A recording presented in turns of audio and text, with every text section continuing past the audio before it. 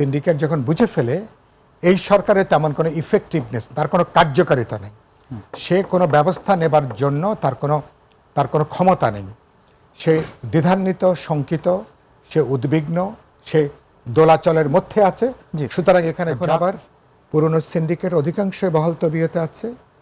তার সাথে আবার দেখছি যে নতুনও বেশ কিছু লোকজন নানা সিন্ডিকেট আকারে এদের একটা আনহোলি নেক্সাস ইতিমধ্যে যেটা গড়ে উঠেছে।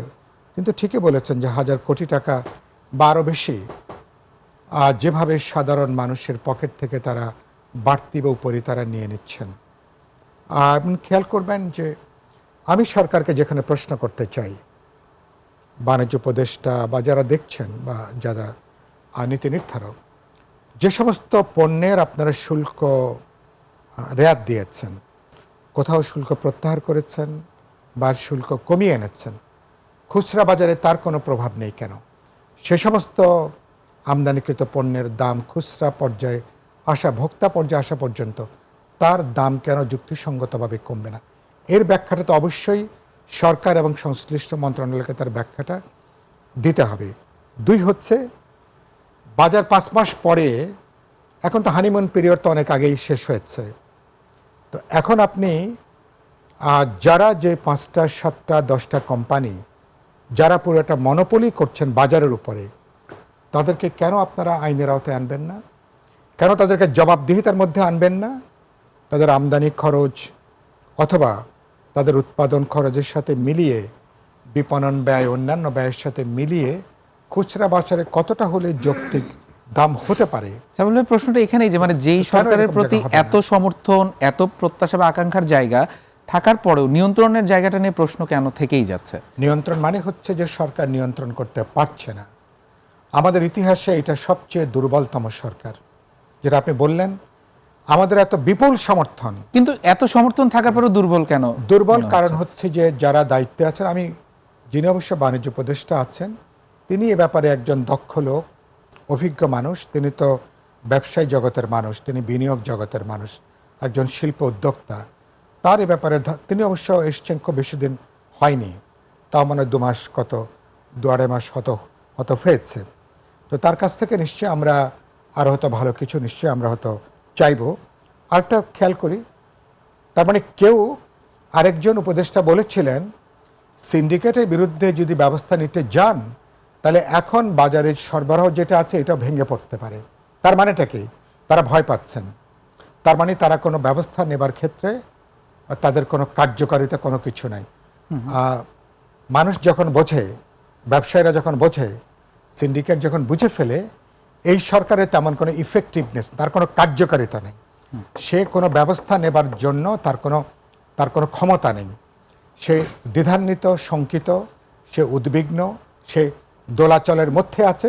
সুতরাং এখানে যা খুশি করা যায়। আমি শেষ করি। জি, আরেকটা প্রশ্ন একটু আপনাকে করতে চাই, সেটি হচ্ছে যে আগেও আমরা দেখেছি যে ব্যবসায়ী বাণিজ্য উপদেষ্টা, বাণিজ্য মন্ত্রীর দায়িত্ব পালন করেছেন, এবারও একজন ব্যবসায়ী বাণিজ্য উপদেষ্টা হিসেবে দায়িত্ব পালন করছেন। একজন ব্যবসায়ী যখন এই পদে থাকবেন, মানে আমি সেটি নিয়ে প্রশ্ন তুলছি না, আমি বলছি যে যদি এরকম একজন ব্যক্তি থাকেন, তিনি আসলে কোন দিকে ব্যালেন্স করবেন, মানে ব্যবসায়ীদের পক্ষে নাকি সাধারণ মানুষের পক্ষে? এটা তো একটা গুরুত্বপূর্ণ প্রশ্ন। আমি আগের সরকারের আমলে এটা আমি বহুবার বলেছিলাম। আগের সরকারের বিশেষ করে 3-4 জন মন্ত্রী ছিলেন, যেটাকে বলে কনফ্লিক্ট অফ ইন্টারেস্ট। তাদের পেশার সাথে তাদের নতুন যে রাষ্ট্রীয় দায়িত্ব, এটা যদি কনফ্লিক্ট করে যায়, তখন নৈতিকভাবে, ইথিক্যালি, মোরালি এই পদে তার থাকা উচিত না। এখন কি কনফ্লিক্ট অফ ইন্টারেস্ট তৈরি হচ্ছে কিনা? এখনও সে দাঁড়িয়েছে, কিন্তু আমি যেহেতু ওনাকে কিছু ব্যক্তিগতভাবে আমি ওনাকে চিনি, আপনি তত্ত্বগতভাবে তার পক্ষপাত ব্যবসায়ীদের দিকেই থাকার কথা, কিন্তু আমি মানুষ হিসেবে তাকে যেটুকু জানি, তিনি একটা ভালো সার্ভিস ডেলিভার করতে চান, এইটুকু কথা আমি খানিকটা হয়তো বলতে চাই। কিন্তু এটা তো একটা সিস্টেম, এটা একটা সিস্টেম। একটা খেয়াল করবেন, গত 6 মাসে বা 5-6 মাসে খাদ্যপণ্যের মূল্যস্ফীতি 10% উপরে। তার মানে মানুষের সীমিত আয়ের, স্বল্প আয়ের মানুষের তার আয়ের বড় অংশটা বেরিয়ে যাচ্ছে নিত্য খাদ্যপণ্য আমদানি করবার ক্ষেত্রে। মানে 12 থেকে 14 ছিল মূল্যস্ফীতি, আগে অনেক বেশি ছিল, এমনকি 14 পর্যন্ত দাঁড়িয়েছিল। যদি এভারেজ করলে এখনো 10%-এর উপরে। আরেকটা কথা বলি, আমি মনে করি আমাদের মতন দেশে এখন এটা অন্তর্বর্তী সরকার, কোথাও সরকারের কোনো কার্যকারিতা নেই।